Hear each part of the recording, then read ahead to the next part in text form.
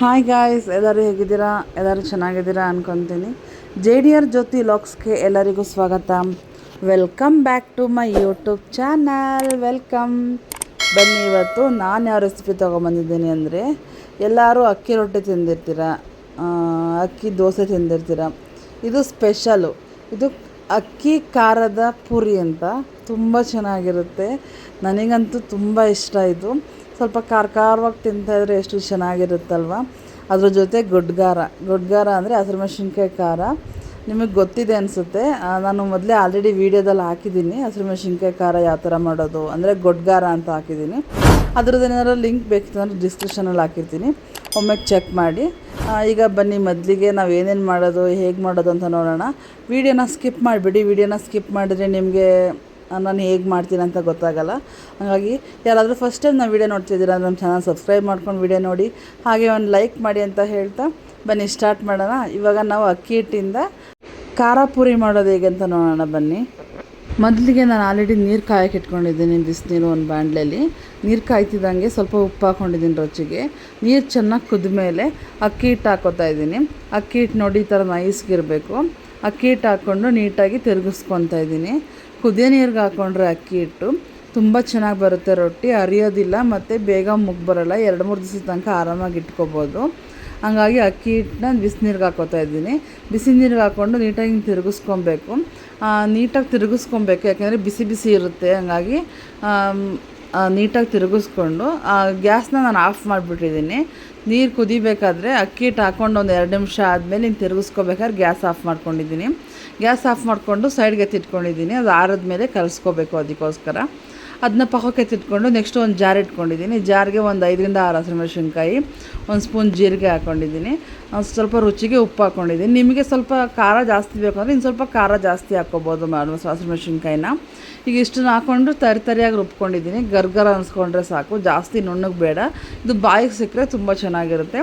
ಅದನ್ನು ಪಕ್ಕಕ್ಕೆ ಎತ್ತಿಟ್ಕೊಂಡು ನಾನು ಆಲ್ರೆಡಿ ಹಿಟ್ಟನ್ನ ಕಲಸಿಟ್ಕೊಂಡಿದ್ದೆನಲ್ಲ ಬಿಸಿನೀರಲ್ಲಿ, ಅದು ಚೆನ್ನಾಗಿ ಸ್ವಲ್ಪ ಆರಿದೆ. ಆರಿದ್ಮೇಲೆ ಜಾಸ್ತಿ ಬೇಗ ಆರಲ್ಲ, ಸ್ವಲ್ಪ ಬೇಗ ಆರಿಸ್ಕೊಳ್ಳಿ. ಫ್ಯಾನ್ ಹತ್ರ ಇಟ್ಕೊಂಡು ಆರಿಸ್ಕೊಂಡು ನೀಟಾಗಿ ಸ್ವಲ್ಪ ನೀರು ಹಾಕ್ಕೊಂಡು ಕಲಿಸ್ಕೊತಾ ಇದ್ದೀನಿ. ಜಾಸ್ತಿ ನೀರು ಒಂದೇ ಸರಿ ಹಾಕಬೇಡಿ, ಯಾಕಂದರೆ ಆಲ್ರೆಡಿ ನೀರು ಹಾಕಿರ್ತೀವಲ್ಲ, ನಾವು ಚೆನ್ನಾಗಿ ಕುದಿಸಿರ್ತೀವಲ್ಲ ನೀರೆಲ್ಲ. ಅದಕ್ಕೋಸ್ಕರ ಸ್ವಲ್ಪ ನೀರು ಹಾಕ್ಕೊಂಡು ನಾವು ನೀಟಾಗಿ ಕಲಿಸ್ಕೋಬೇಕು. ಬಿಸಿನೀರು ಹಾಕಬೇಕು ಅಂತ ಏನಿಲ್ಲ, ತಣ್ಣೀರೇ ಹಾಕ್ಕೊಂಡು ಕಲಿಸ್ಕೋಬೇಕು. ಯಾಕಂದರೆ ನಾವು ಆಲ್ರೆಡಿ ಬಿಸಿನೀರು ಹಾಕ್ಕೊಂಡಿದ್ದೀವಿ, ಅಂದರೆ ಬಿಸಿನೀರಾಗಿ ಕುದಿಸ್ಕೊಂಡಿದ್ದೀವಿ. ಅದಕ್ಕೋಸ್ಕರ ನಾವು ಮತ್ತೆ ಬಿಸಿನೀರು ಹಾಕೋ ಅವಶ್ಯಕತೆ ಏನೂ ಇಲ್ಲ.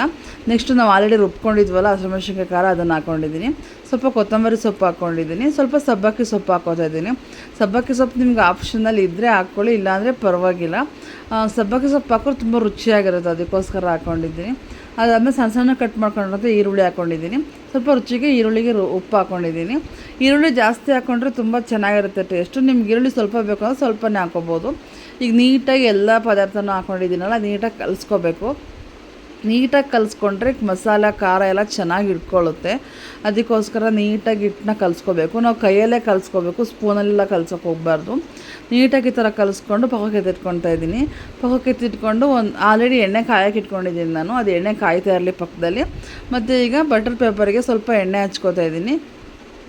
ಬಟರ್ ಪೇಪರ್ ಎಣ್ಣೆ ಹಚ್ಕೊಂಡು ನೀಟಾಗಿ ನಮಗೆ ಚಪಾತಿಗೆ ಎಷ್ಟು ಹಿಟ್ಟು ತೊಗೋತೀವಿ ಅಷ್ಟು ಹಿಟ್ಟು ತೊಗೊಂಡ್ರೆ ಸಾಕು.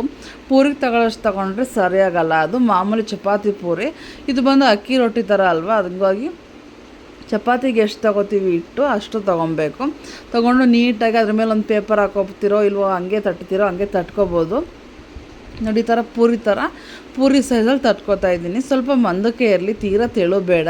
ಸ್ವಲ್ಪ ಮಂದಕ್ಕಿದ್ರೆ ನೀಟಾಗಿ ಅಕ್ಕಿ ರೊಟ್ಟಿ ಆಲ್ಮೋಸ್ಟ್ ಸ್ವಲ್ಪ ಮಂದಕ್ಕಿರುತ್ತಲ್ವ, ಆ ಥರ ನಾವು ತಟ್ಕೊಂಡಿದ್ದೀನಿ. ತಟ್ಟಾದ್ಮೇಲೆ ಎಣ್ಣೆ ಆಲ್ರೆಡಿ ಕಾಯ್ದಿದೆ ನೋಡಿ. ಸ್ವಲ್ಪ ಒಂಚೂರು ಹಾಕಿ ನೋಡ್ಕೊತಾ ಇದ್ದೀನಿ ಎಣ್ಣೆ ಕಾಯ್ದಿದೆ ಅಂತ. ಎಣ್ಣೆ ಕಾಯ್ದಿದೆ ನೋಡಿ. ಈಗ ಎಣ್ಣೆ ಕಾಯ್ದ್ಮೇಲೆ ನಾನು ಹಾಕ್ಕೊತಾ ಇದ್ದೀನಿ ಅಕ್ಕಿ ಹಿಟ್ಟಿನ ಪೂರಿನ.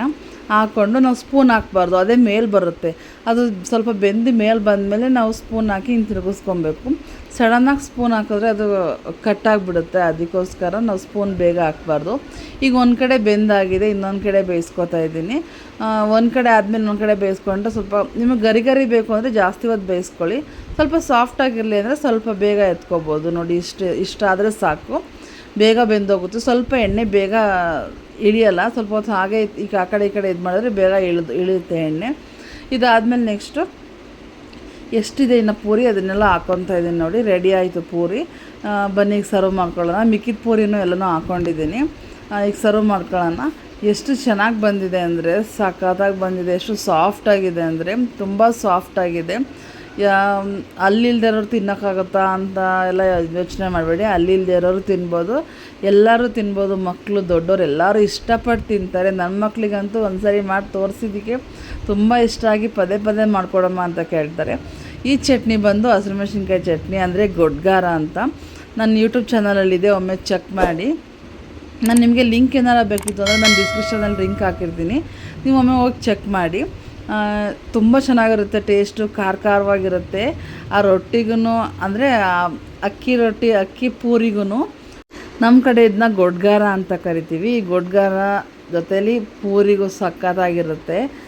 ಒಮ್ಮೆ ನೀವು ಟ್ರೈ ಮಾಡಿ ಹೇಗೆ ಬಂತು ಅಂತ ಹೇಳಿ ಕಮೆಂಟ್ ಮಾಡೋದು ಮರಿಬೇಡಿ. ಈ ವಿಡಿಯೋ ನಿಮ್ಮೆಲ್ಲರಿಗೂ ಇಷ್ಟ ಆಯಿತು ಅಂತ ಅಂದ್ಕೊತೀನಿ. ಇಷ್ಟ ಆಗಿದ್ದರೆ ಲೈಕ್ ಮಾಡಿ, ಶೇರ್ ಮಾಡಿ, ನಮ್ಮ ಚಾನಲ್ನ ಸಬ್ಸ್ಕ್ರೈಬ್ ಮಾಡ್ಕೊಳ್ಳಿ ಅಂತ ಹೇಳ್ತಾ, ಇದೇ ರೀತಿ ವಿಡಿಯೋಗಳಿಗೋಸ್ಕರ ನಮ್ಮ ಚಾನಲ್ನ ವಿಸಿಟ್ ಮಾಡಿ ಅಂತ ಹೇಳ್ತಾ ಎಲ್ಲರಿಗೂ ಧನ್ಯವಾದಗಳು. ಬಾಯ್.